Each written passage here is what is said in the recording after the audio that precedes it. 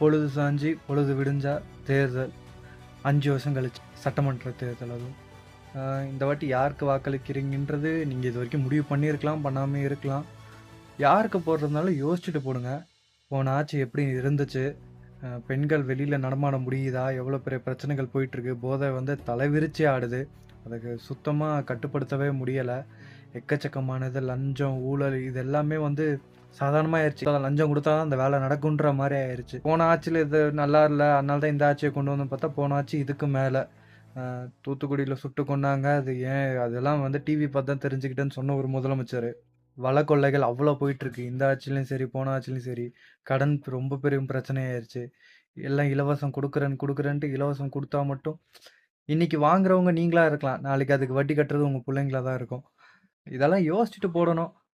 மாற்றன்னு வரவங்களும் இவங்களோட அதிகமாக கொஞ்சம் அந்த எண்ணில் மட்டும் கொஞ்சம் அதிகம். அவங்க 2000 தராங்களா 2500 இந்த மாதிரி தான் போயிட்டுருக்கு. மாற்றத்திற்காக ஓட்டு போடுங்க. ஜெயிக்கிற கட்சிக்கு தான் ஓட்டு போடணும், என் வாக்கு வேஸ்ட் ஆயிரும்ன்ற அந்த எண்ணத்தில் இருக்காதீங்க. அவங்க ஜெயிக்கணும்னா நம்ம வாக்கு செலுத்தினா தான் ஜெயிக்க முடியும். சும்மா ஜெயிக்கிற பக்கம் தான் ஓட்டு போடணும். எனக்கு ஒருத்தர் பிடிச்சிருக்கானா அவர் ஜெயிக்க மாட்டார், அவர் பக்கம்லாம் ஓட்டு போட முடியாது.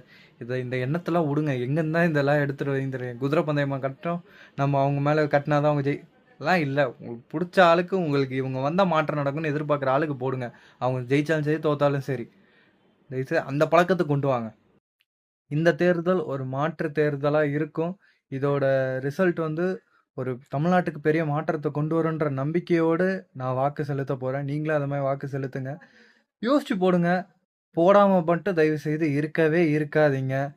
நோட்டாக்கு போடுறேன், இல்லை வந்து இத்தனை வருஷம் நான் போட்டேன்னு என்னாச்சுன்னா அதுக்கு நீங்கள் வேற ஆளுக்கு போட்டு பார்க்கணும். சரி, ஒரு ஆளுக்கு போட்டிங்க அவங்க பண்ணலை, எதுவும் நல்லது பண்ணலை, அப்போ வேற ஆளுக்கு தான் நீங்கள் போடணும், மாற்று கட்சிக்கு போடணும். அதுக்கு நோட்டாக்கு போடுறன்றது சரியான விதமாக இருக்காது. ஓட்டு போடுங்க, ஓட்டு போடாமல் இருக்காதீங்க. ஓட்டு போட்டுட்டு உங்கள் வேலைகளை பாருங்கள். ஏன்னா நாளைக்கு எல்லாருக்குமே விடுமுறை விட்டுருப்பாங்க. ஓட்டு போடுங்க. தயவுசெய்து ஓட்டு போடாமல் இருக்காதீங்க. நான் போடுறதுனால என்ன மாறிட போகுது, நான் போடாதனால என்ன மாறி, இந்த மனநிலையை விட்டு தள்ளுங்க. ஓட்டு போடுறது நம்மளோட அடிப்படை உரிமை, அடிப்படை கடமை. போட்டே ஆகணும். தயவுசெய்து ஓட்டு போடுங்க. உங்களுக்கு யாருக்கு போடுறதும் முடிவு தெரியல அப்படின்னா உங்களுக்கே தெரியும். 15 வருஷம் ஒருத்தர் கத்திக்கிட்டு இருக்காரு. உங்களுக்கு யாருக்கு போடுறதுன்னு தெரியலனா அவருக்கு போட்டுட்டு போங்க. கண்டிப்பாக நல்லதே நடக்கும். இலக்கு ஒன்றுதான், அது இனத்தின் விடுதலை. நன்றி.